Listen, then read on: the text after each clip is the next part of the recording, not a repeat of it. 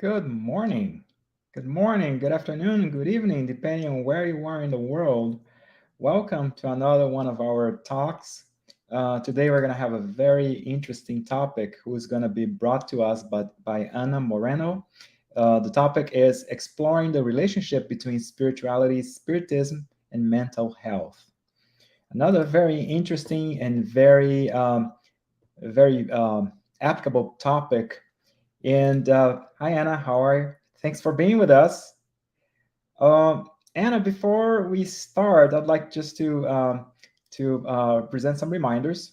So we now have a podcast-like series, Psychology and Spirituality: A Bridge to a Better Life, and it's based on the works by Joanna De Angelis. Every new episodes are offered every Friday at 7 p.m. Eastern time.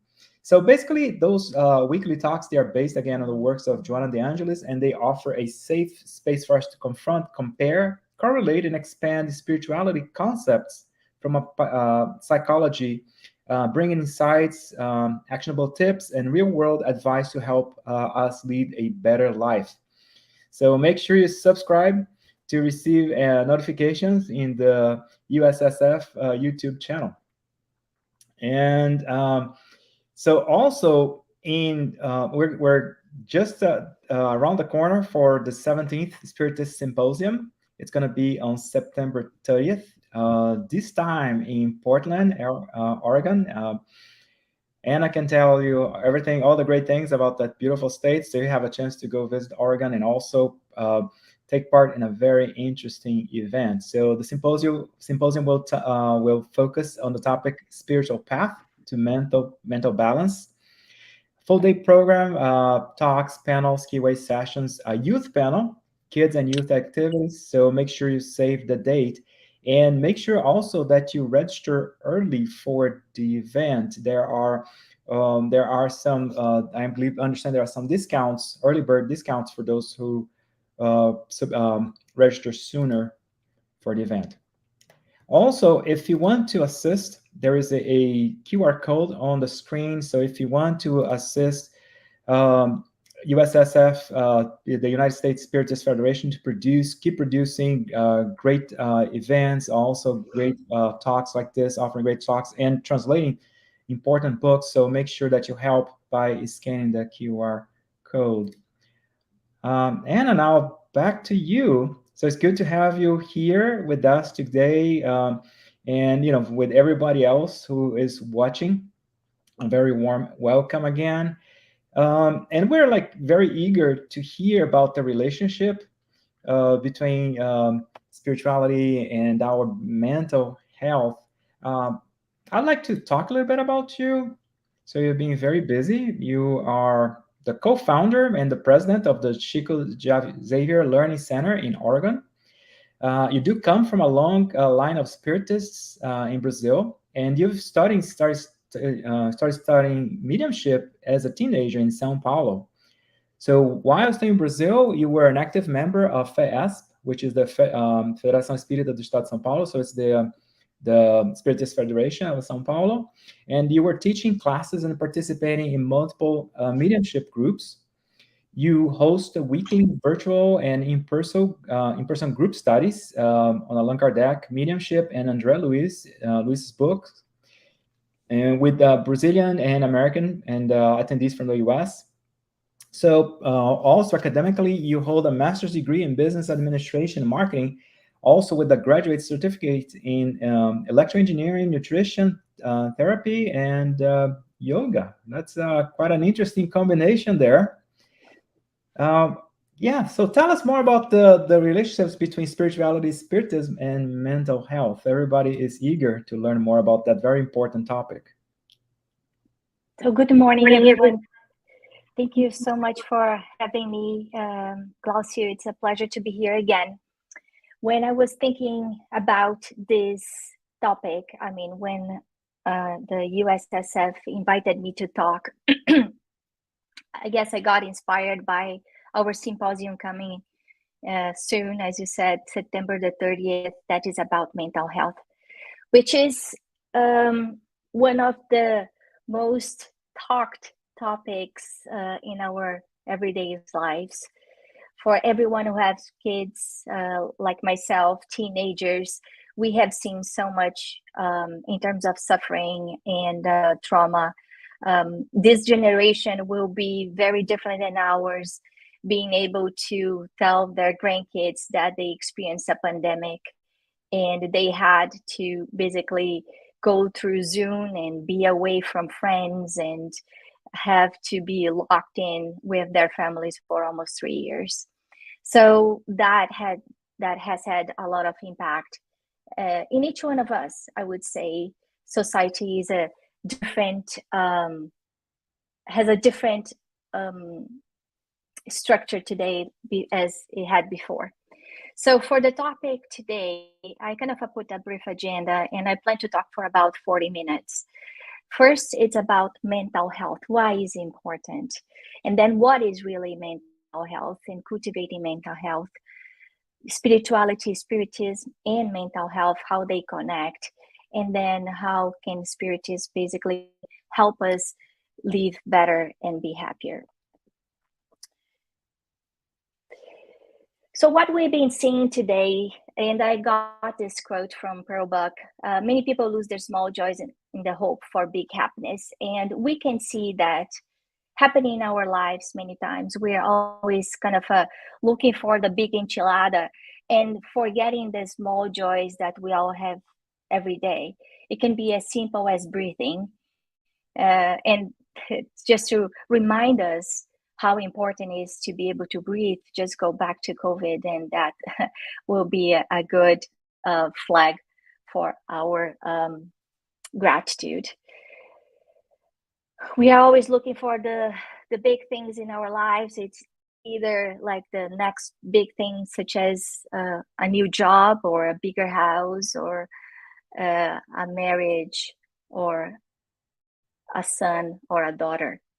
And we forget to be grateful for every little small things that it surrounds us every day, such as the sunshine or a friend saying hello or the hot water in our showers. And that kind of can put us in a mental state of suffering, of unhappiness, of loss. There is a medical doctor which is specialized in trauma. You may have heard about it. That's Dr. Gabor Mate.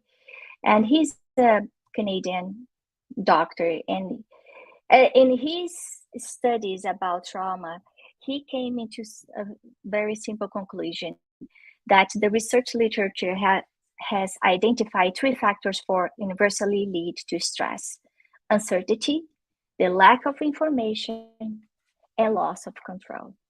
And if we go back to this past few years of our lives, we faced a lot of uncertainty. We faced a lot of uncertainty about ourselves, about our families, about our people that we love. Some of us live in foreign countries, away from their family members, from the people that are most important for us, like our parents or grandparents, or maybe our kids. We had to relearn how to live in a world that being in contact with other people could be dangerous, that saying hello could be dangerous, that we would be walking on the streets not knowing if that would be a good idea. The lack of information that we have dealt with in terms of not knowing what will be the next phase, it would be easier or harder. How could we protect ourselves? What was true or what was not? This information that today that we know because of AI, if each one of us look up for different things, we're probably gonna have different answers from Google, because Google will probably give us what we expect to hear. And that can create a lot of confusion, a lot of turmoil, a lot of uncertainty, and of course, loss of control.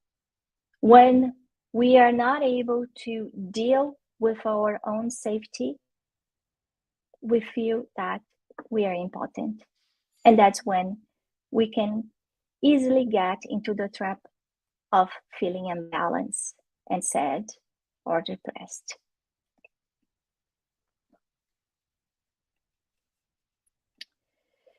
So, why is mental health important for overall health?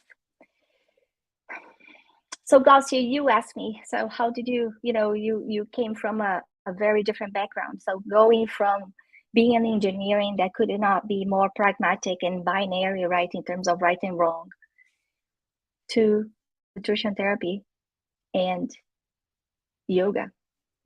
And what I've learned, and each one of us have our own experiences in life, is that I was diagnosed a while back with a very serious autoimmune disease, a debilitating with no cure. And it didn't matter that I had all the wonderful academic titles, that I graduated from the top schools in the whole planet. That couldn't help me. That could not give me hope. That could not give me strength to fight what I needed to fight. An invisible fight that was extremely debilitating, that put me into bed for almost 2 years. And what I've learned is that there's a lot of things that go on in our bodies that actually we can start to control with our minds. So I got a lot of information from science, from the science that we know. So WebMD or CDC or the World Health Organization. So I'm trying to be as factual as possible in terms how our minds can help balance our bodies. So our mental and physical health are equally important. So we can feel that because when we have a high level of stress, for example, we can feel some type of discomfort in our tummy. We may have like a heartburn. We can feel our heart beating very fast. We can feel like short breath. Some people may have a seizure or a heart attack. So our emotions, our minds can have a direct impact in what goes on into our bodies. And what science has been concluding is that a lot of those health problems, like long-lasting conditions like diabetes, heart disease, and stroke, are connected to the mind. So if we do not learn how to manage and how to well control what we think, how we feel, we can become sick. We can suffer more. So as CDC defines mental health, it includes emotional, psychological, and social well-being. Wow, that's a mouthful. That's really a mouthful. Because if we think in terms of the breath or something like that, so our emotions basically are all the feelings that basically wrap how we think or what we think. Our psychological side brings back all the baggage, all the weight that we have had through tens of years. The social well-being means how we nurture ourselves. How do we deal with our everyday stresses? How do we talk to each other? How we are able to handle any type of distress on our everyday life?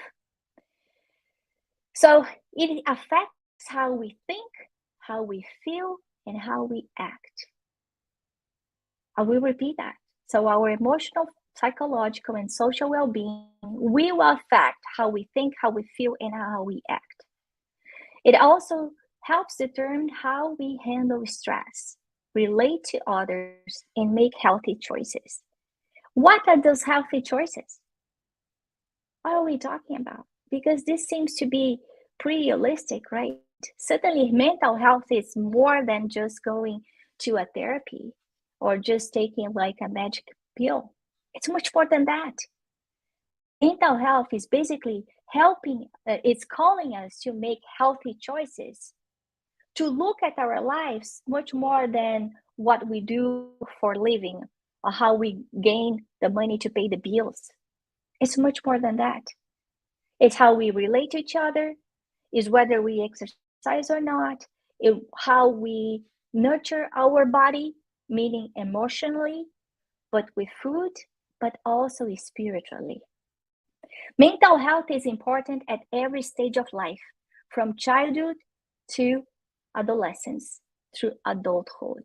And as we saw from Gabor Mate, a lot of the traumas that we may carry when we were kids, and the trauma, as he says, is not exactly what happened.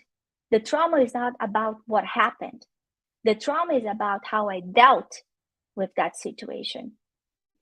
And that's kind of connects back to what CDC is saying, with how we relate to the situations of stress of our lives. The same situation, like a cancer or a divorce or a loss of a child, which are extremely difficult for anyone, can be handled in a very different way from different people. And even if we are talking about siblings. So it's not a matter of, oh, they came from a different family, they didn't have, loving parents, or no. It's something that's within us. It's our responsibility to own our mental health and make the decisions that are better for us. So I listed 3 factors that can contribute to risk of mental health. And I put on the top right the suicide and crisis lifeline, because this is important. The biggest gift, the largest treasure that we have as human beings, as Spiritism says, is our life. That's the biggest blessing. And if we are facing a moment that we feel so empty inside, so hopeless, that we think it's not worth it, we need to ask for help. We need to go and look for help immediately. Because spirituality, as well as Spiritism, tells us that life continues after the death of our bodies. So there's no solution by running away from our problems. That's not going to help us in any shape or form. So the first thing that I want to talk about is this feeling of feeling hopeless. That's loneliness and isolation that can pull us out of life and avoid being around people who loves us. Data has demonstrated that when people are feeling lonely or loneliness, there is a bigger chance of suicide thoughts. Feeling hopeless is one of the clinical factors of depression. So if in this moment you feel like you don't have any hope, you need to look for help. And the fact that we are talking about spirituality and spiritism doesn't mean that we should not look for help from our science. So look for a doctor, look for a therapist, a psychotherapist, and ask for help. There are many reasons why people feel depression. There's many reasons why people feel hopeless. And in no moment I'm saying that that's not valid. And that's why we need to face it and ask for help. The second point that I want to talk about is the imposter syndrome. And this usually happens when we come from a family that is very strict. That family that is loving, it can be loving or not, but you're always pushed to do more, to do better, to be perfect. So there is this hidden trauma inside of us that we never meet the standard, the expected standard, no matter where we are. In this case, that can cause some ongoing chronic medical conditions. The imposter syndrome is a condition of feeling anxious and not experience success internally, despite of the high performing results. So it's not objective. People with this condition may feel like a fraud or phony and doubting their abilities. They feel like success is impossible. And by that, I don't mean only professionally, I mean in different areas. So no matter what I do, I may have the Superman cape, but I feel like I'm never good enough. And people with imposter syndrome feel like they're always afraid of not meeting expectations of others.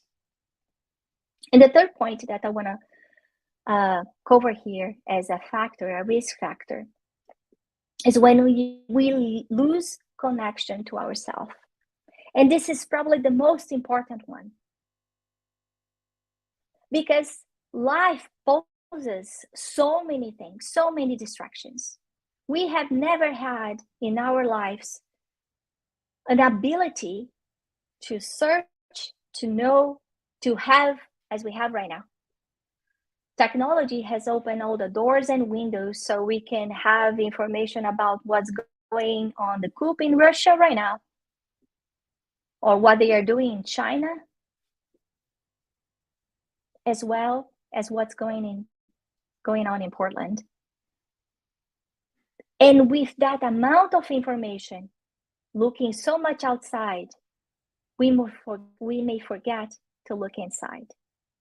And when we forget to look inside, we do not pay attention to our peers, to our pain, to our needs. And we start looking for answers in the wrong place. We may look for answers into any type of addiction. So, it's 5 o'clock somewhere in the world, so let's have wine. Or maybe it's not even 5 o'clock.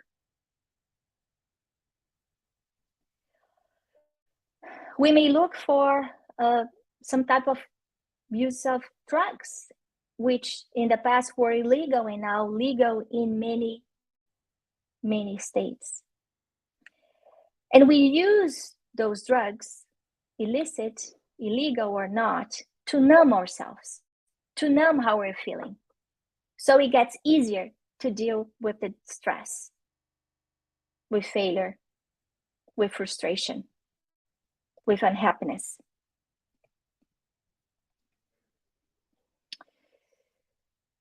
Another thing that's going on today, as we lose connection to ourselves, as we know, is just open social media.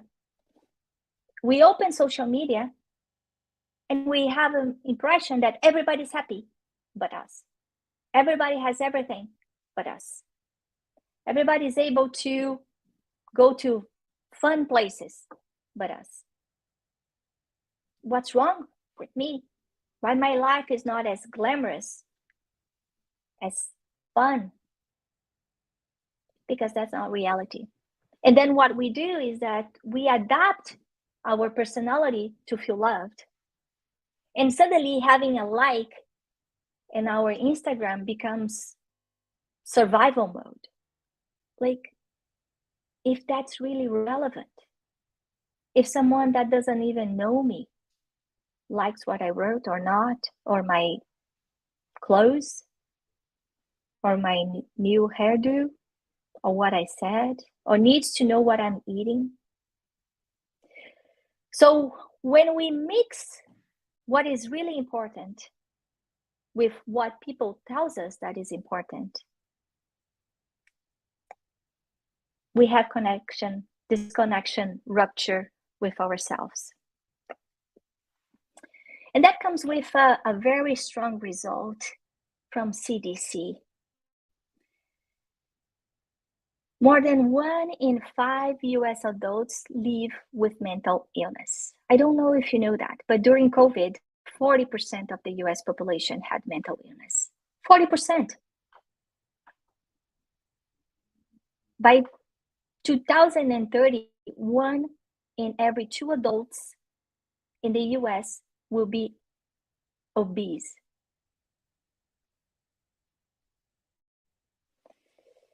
Over 1 in 5 youth over 13 to 18, either currently or at some point of their life, have had serious debilitating mental illness. I don't know about you guys, but my kids go to a good school. And I hear some terrible things. I hear about kids trying to commit suicide. I hear about kids harming themselves. I hear about kids dealing drugs. So why? Because there's something missing. There's something broken inside that today the teenagers don't know how to resolve, and they need help. So as parents, our responsibility is to step up and do something.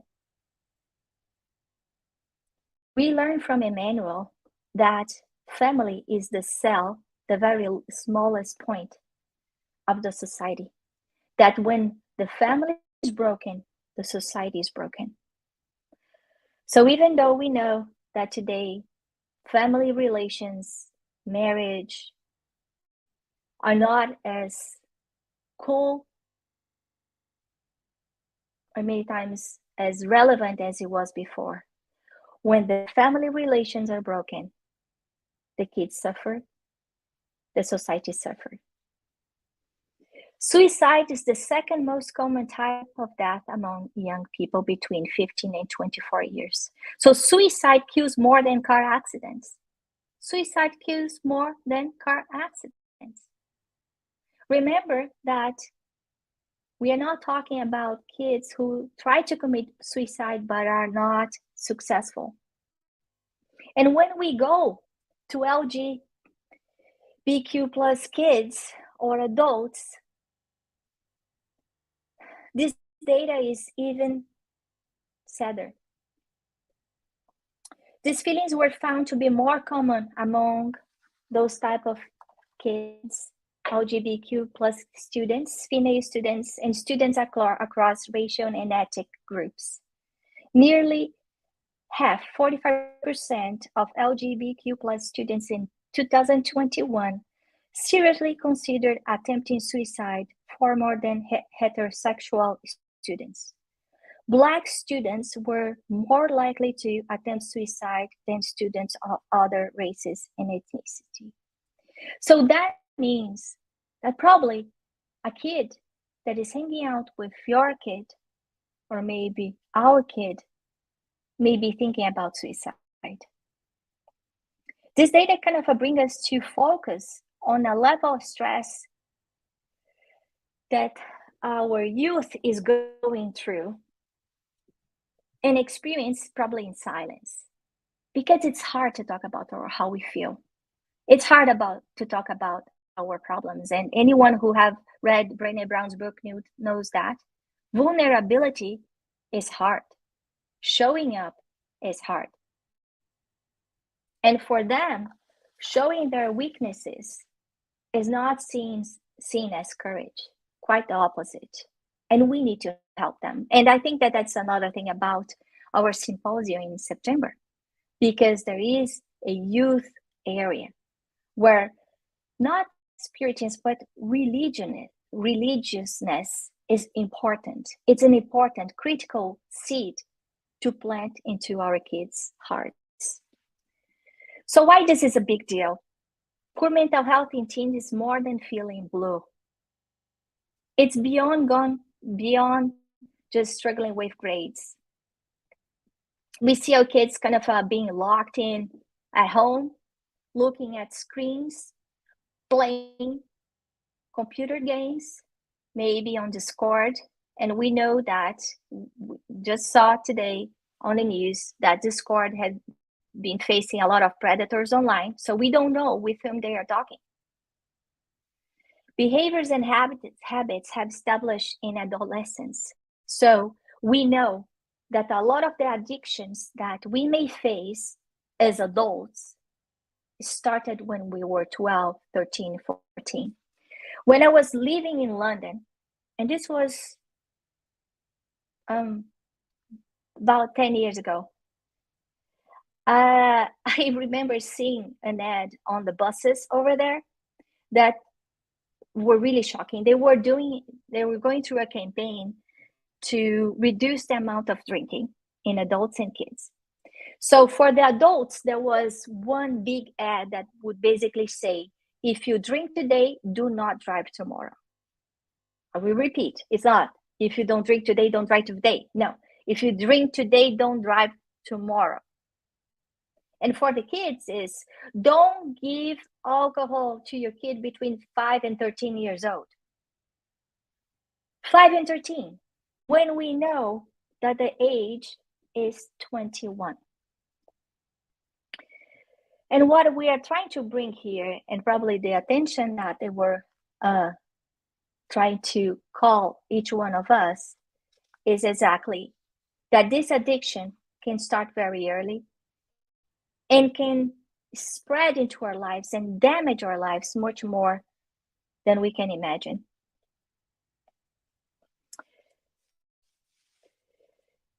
Mental health problems are linked to behavioral risks. So when I am feeling lonely, empty, frustrated, I may go for illegal drugs to numb myself. Maybe the trauma came from my family, came from outside. But that will somehow generate some type of violence to myself or to others. And in case of our adolescents, it may cause even unintended pregnancy. So taking care of our mental health, looking at our kids, helping them, making good decisions, creating healthy habits that can carry on through the years is very important. So they can grow up as adults with a stable mental health. So how can we cultivate mental health? Well, as we've been talking so far, it's very holistic. So we may look at as a combo. So we need to take care of our physical body, and we need to take care of our mind and our spirit. And interesting enough is that I have a professor, which is one of the most famous Ayurvedic doctors. There's even a movie about him. His name is Vasant Lad. And in Ayurveda, he combines not only mind and body, but he combines mind, body, and spirit. And we need to look for a support system. So for the body is the doctor. For the mind, for example, a psychiatrist, a therapist, a counselor. For the spirit, we need to look for this connection between us and God.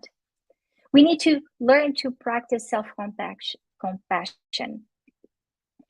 We need to look at what are the painful experiences that have affected our lives and how we can translate that into an opportunity for growth. We need to find our purpose. And by purpose, I mean looking at situations, areas that can fulfill a higher purpose, a higher need. If we start to cultivate better relationships with ourselves and others, if we look for some type of community that brings us good feelings, that make us better people, If we look at our experiences in life, like the contact with nature, like reading good books, listening to good music, meaning calm music, we will be cultivating mental health. We will be nurturing our body.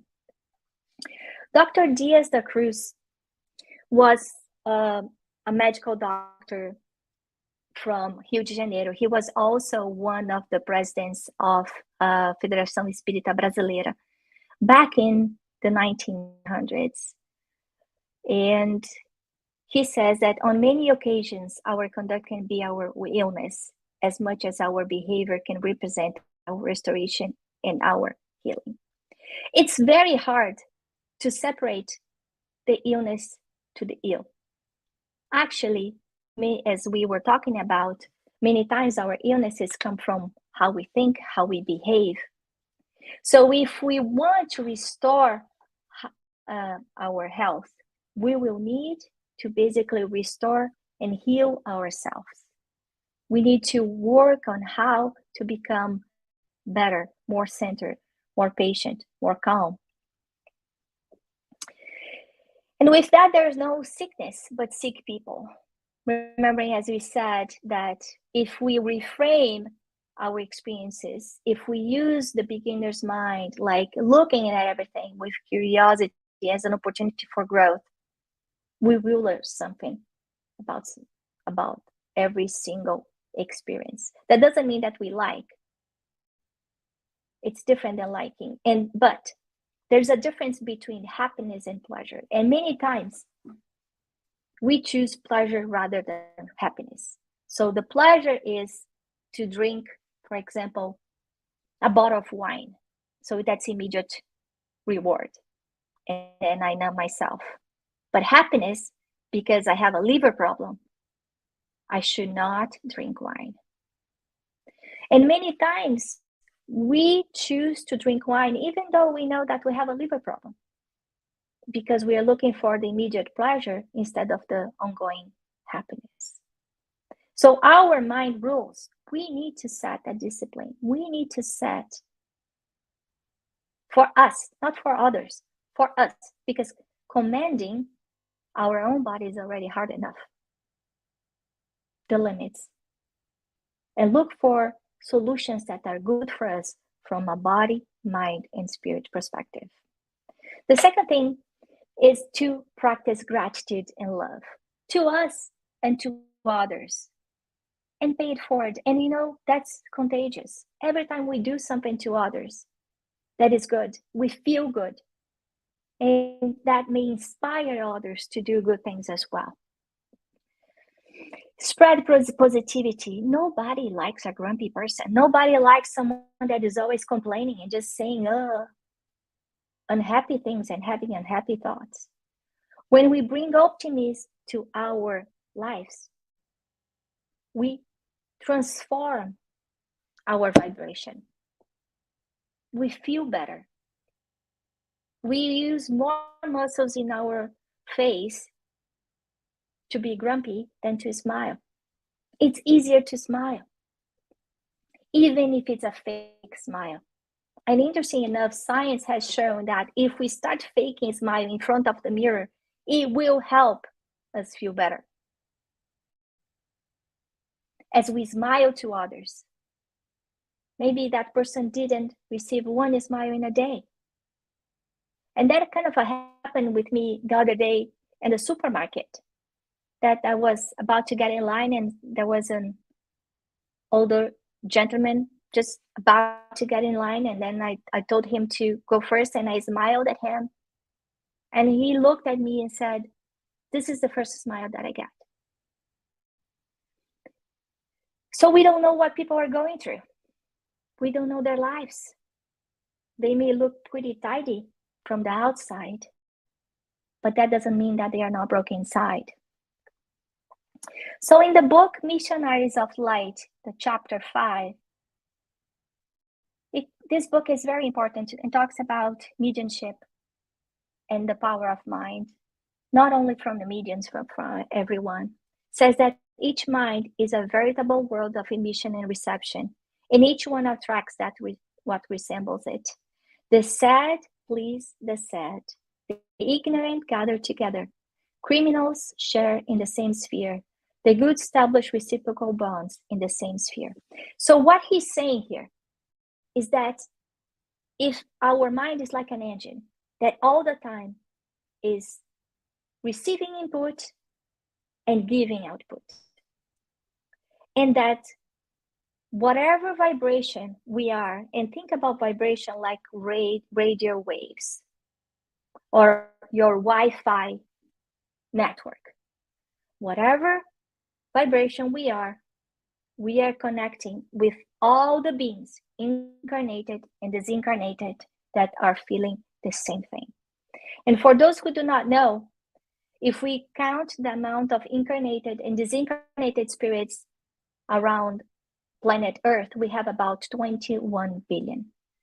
So for every one person incarnated, there are about 2 disincarnated. And when I turn on my Wi-Fi network into sadness, I am connecting with the same type of minds all over. And that's why when I get sad, it's harder to get better. And then I get sadder, it's harder until I hit rock bottom. So it's easier to control from the beginning, to pay attention. Okay, so what I am feeling right now, is this mine or is this from another spirit? And I'm saying that because on the Spirit's book, on question 459, Allan Kardec asks, so the thoughts that we have, are they from us or from others, from spirits? And the answer that the spirits give to Allan Kardec is that we are influenced by the spirits much more than we can think. So it's important to take ownership, to control what we are thinking, paying attention to our thoughts, because our thoughts will control our minds. In the book In the Greater World from André Luiz, and I am a big fan of André Luiz, I think that the more that we study their books, the more we see. I've read their books more than once, and every time that I read and I teach each one of the books, I realize that I learned something different. So they are very rich in terms of content that sometimes we are not really ready to observe. So in the Greater World, André Luiz explains the causes of mental health challenges and explains on chapter 3, our mind. And he explains that our mind can be compared to a castle with 3 floors. That's our brain. That on the top floor is basically our connection to the superior spirits. In the middle floor, that's our will, our ability to make decisions. That's the present, that's the today. And in the bottom part of the brain, that's our subconscious. Our subconscious is bringing back memories, vices, experiences from previous lives, our instincts. And if we look back to humankind, we'll see that history shows that we have done many wrongs. And these wrongs were done not by them, were done by us too. So this is all in this little compartment.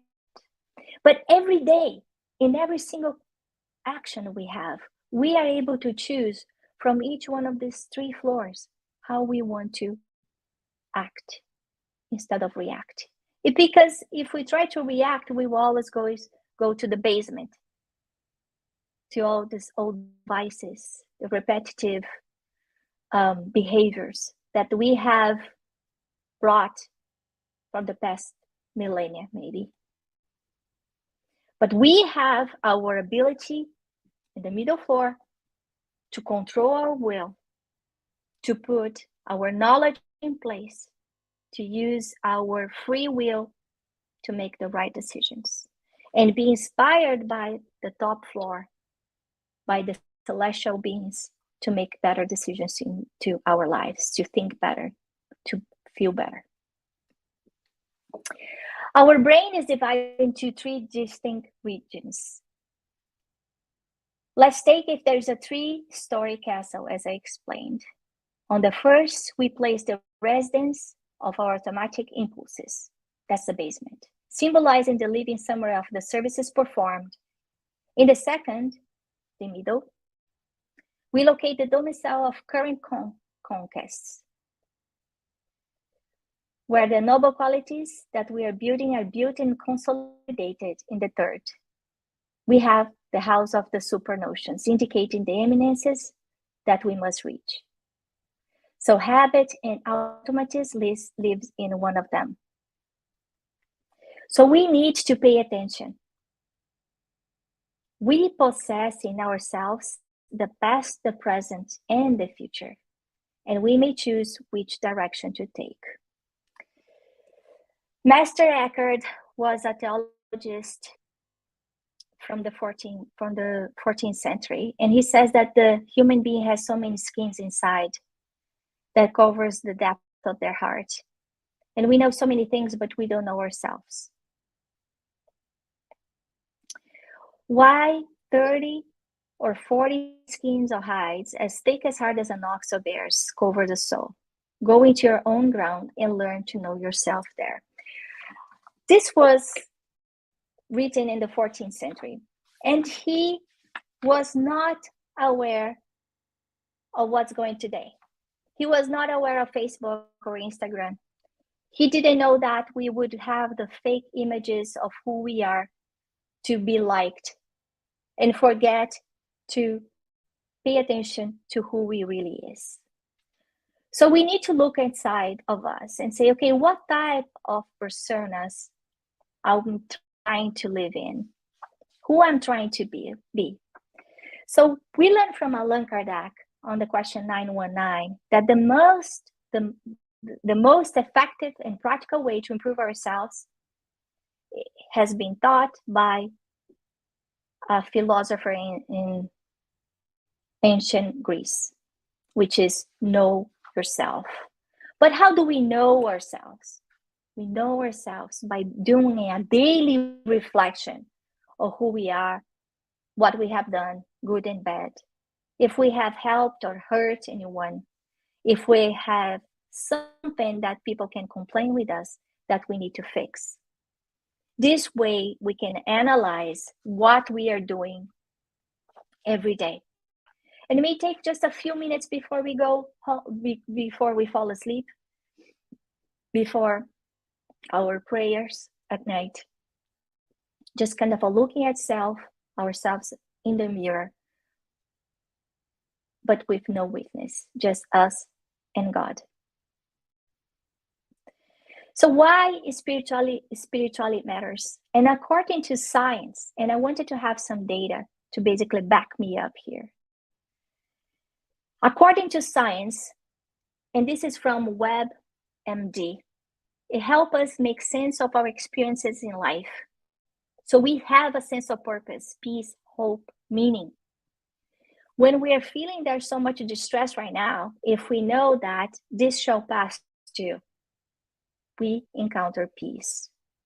When unwell, spirituality can help us find inner strength. So we can have confidence in ourselves, confidence that we are not alone, confidence that there is a God that oversees the big picture that is taking care of us. Spirituality builds a sense of community and support. We create relationships. We create relationships in the Spirit Center. Good relationships, people that are trying to become better people every day, not perfect people. And these relationships help us become better and happier. We start being more critical in terms of our friendships. And maybe those friends who we used to hang out before that will drink too much or use too much drugs or say too gossiping, that do not fit into who we like to hang out anymore. So when we talk about purpose and meaning, it has a lot to do with the stories we tell. There is a writer called Byron Katie, and she's a bestseller writer, and she has a method called the work.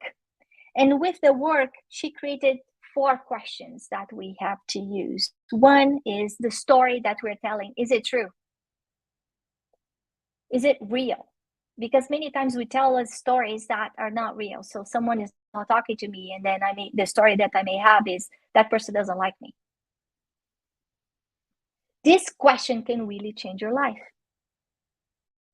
The second question is, again, is it really true? How do you know it's true? And usually by the second question, you already know that you're kind of making things up.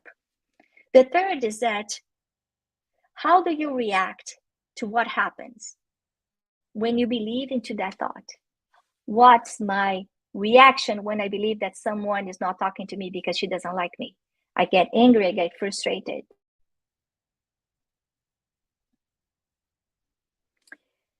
And the fourth question is that, who would you be without that thought? And with those 4 simple questions, we can reframe the stories that we are telling us. The second point here is to simplify our lives and refocus to what matters. What I mean is that sometimes we are always in this rat race. And I came from the Bay Area. Don't get me wrong. When I moved from Brazil to the United States, yeah, I was driven by ambition, career growth. Yes, I invested a lot in my career. And then suddenly, when enough is enough, what is really important? When we die, nobody's going to ask you about your title, the brand of your car, the size of your home. They're going to ask you, how many people did you make smile? How did you treat your kids? What did you do with your life? What is your heritage? Morally, not monetarily. The third point is focus on what we can control. And many times we kind of get lost into that because I'm thinking either in wrongs that I did in the past or what may happen in the future. And I forget that the only thing that I can control is the present. The only thing that I can control today is my daily choice. I cannot change the past. I do not control the future. No matter what I do, how much I try. So, how do we expand the toolbox? Spiritism can help. The toolbox that will help us take care of our body and our needs. And I try to bucketize in 3 areas. One is coping strategies. So Spiritists can help us deal better with our daily life's challenges. It can help us make more balanced, resilient, give us strength. Prayer and meditation is a great tool to connect to our higher self and to God. And the third bucket is about love and charity, because it feels good to do good. When we help others, we forget our needs, our pain. So the coping strategies, as we were talking about, in Peter 1, chapter 5, verse 7, says, cast all your anxiety on him because he cares for you. And then Emmanuel kind of goes back into daily bread on chapter 8 and says, place your concerns and disquieting fears in the hopes you have in the celestial Father, because he cares, because the divine love desires the well-being of all of us. So what Emmanuel is trying to say to us is that we are never alone, that there is a God that is a Father, a loving Father, a perfect Father that is taking care of us. And some of the ways that we can see that is just looking, observing the nature. We see 4 seasons. When we are in the middle of the winter, we think that everything is dead, and then suddenly springs opens up and we see the flowers, the birds. So the same thing happens when we are facing anxiety, suffering. That will unfold into better times because we are here to learn. We have a Heavenly Father that wants us to be happy, that wants us to grow, to become better. We should not forget this prescription from Peter to ask for help, to put our pain, our frustrations, our fears into God's hands, because it will unload ourselves. Prayer meditation. And I choose Matthew chapter 7, verse 7. Ask and it will be given to you. Seek and you will find. Knock and the door will be open to you. So the power of prayer, and we have seen scientists studying prayer and noticing that we can get more strength when we pray. We should not be asking for material things. And usually when we are praying, we always asking, and we forget that prayer usually has three folds. One is to honor, the second is to thank God, and the third is to request. When we are requesting things, remember to request for courage, for patience, for energy, for love, for health. God knows our needs, but He waits for us to ask. He wants us to ask. The second aspect that I want to see is gospel at home. And the first book that Divaldo worked with Joana de Angelis was Messe de Amor, which is the home of love. And Joana de Angelis explains to us that when we pray at home, the gospel at home, we basically enlight not only our house, but the whole building, maybe the whole community. And we heal our home. It's like a hygiene for a home. We change the vibration of our home. We bring peace to our home. The third aspect that I want to talk about is meditation, reminding ourselves that our mind controls our body. And when we meditate, we basically try to clear our mind, to center ourselves. And this is proven to treat depression and anxiety. It is proven to increase concentration. And it's hard to meditate. It's a practice. There's no end. But the idea is that 5 minutes a day, 10 minutes a day can make you 10% happier, as we know. And the book Missionaries of Light talks about prayer on chapter 5, says that prayer, elevated meditation, uplifting thought, transform the atmosphere, purifying it. Elevated thoughts sanctifies the surrounding atmosphere and has properties that human being is far from imagining. Our thoughts are like invocations. Our thoughts are like invocations, as our thoughts work as magnets to our desires and will. So we will find what we look for, good or bad, because our thoughts are like invocations, are like magnets. The third bucket, love and charity, which is do to others what want others to do to you. Charity is contagious. There was a research done by UCSD and Harvard showing that giving is contagious, that when we give, not only we have this immediate the feeling better, and be giving, I'm not saying just giving material things, but we also inspire others to pay forward. So we can be a change agent into our society, into our group. Another study from Claremont Graduate University shows that giving has been linked to release oxytocin, a hormone that induces feelings of warmth, euphoria, and connection to others. So the idea is that doing good, charity, gives you a high. So things to remember here. If you are feeling hopeless, if you are feeling lonely, if you're feeling like things are just not working out and you are not strong enough, look for help. And by that, I mean body, mind, and spirit. Look for help. Be accountable for your well-being. Is not your partner's responsibility, is not your kids' responsibility, your parents' responsibility. We need to be the CEO of our lives. We need to own our lives. Don't let the green grass distract you. Don't think life is based on Instagram, Facebook. Disconnect from that and connect with real good people. Build a community that will make you feel better, feel loved, feel respected. And the fourth thing is be compassionate with you and with yourself, with others. We need to love ourselves. We need to love others.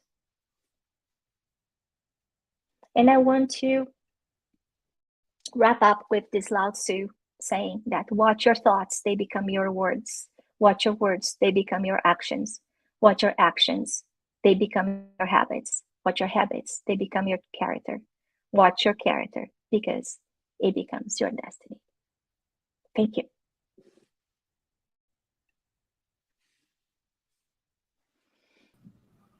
Thank you, Anna. Thank you for such great reflections. I really, I did learn a lot. I really gave me. I'm pretty sure I gave to everybody else lots of food for thought. We have some questions now, and actually, I have an interesting comment here from Julia Makita. She says, "I'm broken inside." So that was her comment. So how would you respond to whenever we hear a comment like that? I'm sorry, Julia. I'm sorry that you're feeling like that. And I would say that we are never alone. And if there's one thing that we can do is heal ourselves. So look for help. There are a lot of books of self-help in Spiritism that can bring you hope. The Gospel according to Spiritism, chapter 6, which is the name is the Consoler.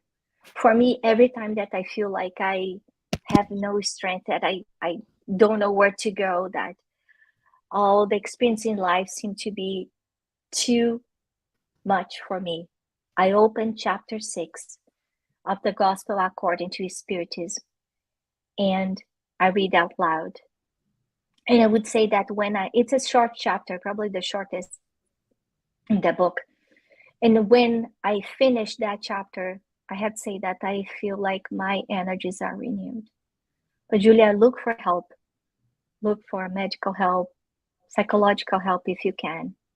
Look for our spirit center in your city. There is passes, which is basically when we give energy with our hands. And I'm sure that you're going to start feeling better. And I'm sending you a virtual hug from here, hoping that you feel better. Thank you, Anna. A question from Jusara Carngold: the imposter feeling can be even well disguised in our persona, right? I would say so. The imposter syndrome comes from some type of trauma when we have these very high standards from our families and kind of opposes us to be perfect all the time. And that may kind of probably flip the coin that we may have really heavy hands and become perfectionists with others and with ourselves, kind of causing suffering at a different level and a stress and distress for a different level as well. Excellent. Thank you.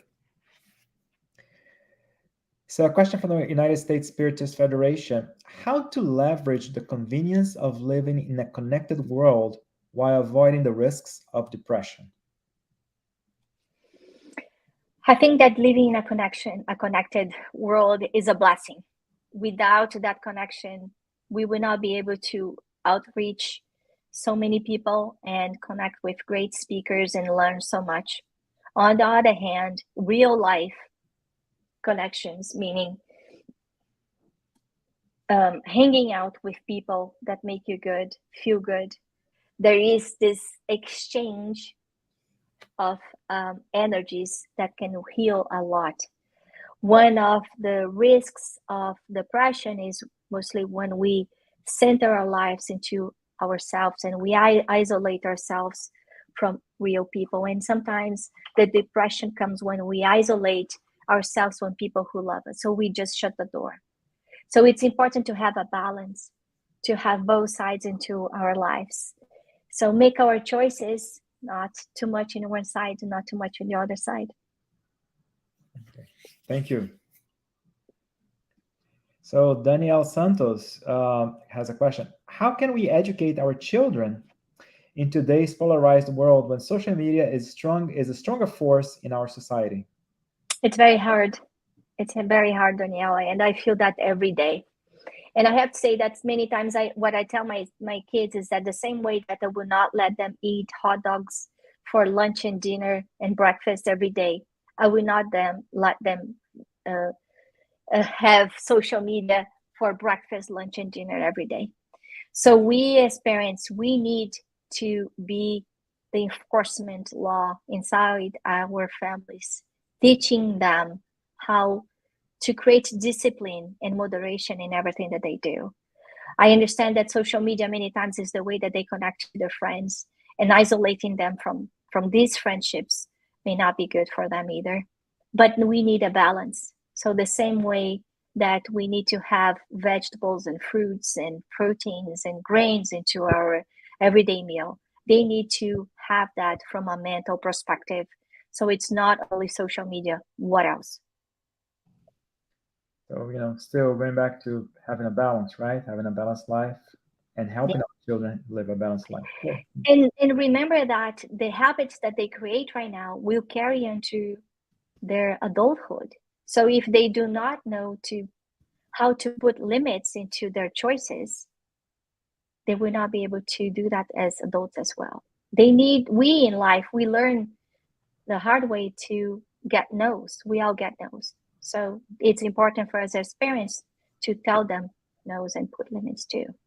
Excellent. Thank you. Very good. So Yasko Arakawa has a question. Hi, Anna. Great topic. The first generation of our families coming to the new world, say those living in the last 1 or 2 centuries, mostly immigrants, low-class workers, they suffered of lots of uncertainty, lack of knowledge, and no control of many situations. Did resilience play a role in their survival? How about more realistic expectations and thereby less frustration? Thanks. Yes, I love that. There is a saying I think it's an Arabic saying that strong parents make weak children. No, let me go back. Hard times make strong parents. Strong parents makes weak children. Weak children make hard times. And then hard times bring strong parents. So I think that resilience has a lot to do with the way they survived. And I would say that my grandparent came to Brazil with a banana. And I think that he had like $10. So it was in the middle of the Spanish flu. And it was a desperation, total desperation. And he came to Brazil at the age of 13, alone. And I can't imagine, I have a 14-year-old. I can't imagine his mother, the suffering and the desperation of this woman to send her child to a new world, to meet someone so he would not die of the Spanish flu. And he had a hard life, a pretty hard life, worked like hell. And then luckily, I would say that God takes care of us because he was there working at the harbor. And one man, a good soul, basically saw that young man basically sleeping there and working to make to be working for food, and he says he decided to help and give him a job, and that's how it all started. So I think that resilience plays a big role too, but I would not say that resilience and mental health are opposites. The fact that we are resilient doesn't make that we do not need support. Many times we are very good in putting under the rug our sufferings and frustrations and everything. And again, as Gabor Mate says, that the trauma is not about the trauma, it's how we deal with it. So the experience for my ancestors might be very different, varying from person to person, and how would they deal with it? What type of person did they become? There is a comparison that I like to make, that, 3 types of people. So like a carrot person, which is very hard, and we put into boiling water and become soft. The second type of person is an egg that is very hard from inside. Or, if you open the egg, it's very soft, right? But if we put in the boiling water, it becomes hard. And the third type of person is a stone that we put into boiling water and it stays the same. So I don't think we can basically put everybody in the same bucket. Each one of us will deal with that experience and have resilience put in a different way inside them. Interesting. Thank you for clarifying that. We have one last question for you. How to impact, and that's from the U.S. Spiritist Federation, how to impact the sick attitude of others in a positive way? So as we were talking before, they're not sick people, they're not illnesses, they're ill people, right? So if we are seeing someone that needs help, I think that the first thing that we can use is compassion and no judgment, which is very hard, but that's what we saw from Jesus. He didn't judge even his apostles, 12 of them that were very imperfect and sick. Each one of them had their traumas and limitations. Nevertheless, he gave opportunity and showed by example what was the right. The second thing that I would suggest is praying, because praying should be our first resource, never the last one. By praying, we connect with this unimaginable power of wisdom and energy and goodness that can basically help us heal and help heal others. And when we pray for other people, that is charity, actually. We are doing good. We don't need to tell them. This is something between us and God. But we may rest assured that all the prayers that are done with our hearts, with deep sentiment, will help the one who is receiving. Excellent. Thank you. Thank you for sharing that. Just as a reminder, and Anna, thank you for such a great explanation, such very interesting, very thoughtful lecture. Thank you for having me. It's a pleasure always. So do you have any final words, any final comments? Also, if you have any particular projects that you're working on that you'd like to share with the larger audience, would you care to share with us, or any final comments? No, I would like to invite everyone to come to Portland, to beautiful Portland, the city that we loved, and all this green, lush nature. And I'm sure that you guys are going to have a great time and learn a lot, and not only how to heal ourselves, but also help others in need. And the sense of community is very important. This exchange of love and being in the same place with a like minds, it's a growth opportunity for everyone. So that's my invitation for everyone. Yeah, Spiritual Path to Mental Balance, 17th Spiritist Symposium, Portland, September 30th to 2023. Also, as a reminder, we will continue. There are going to be some great lectures like the one we had today and the future. So stay tuned on our channel, on the US Spiritist Federation channel on YouTube, and also on the Facebook page. And finally, Anna, would you care to say the final prayer for us? Yes. So let's take a deep breath in and out, sitting comfortably in our chairs, opening our hands face up, opening our hearts, elevating our thoughts to our Almighty God,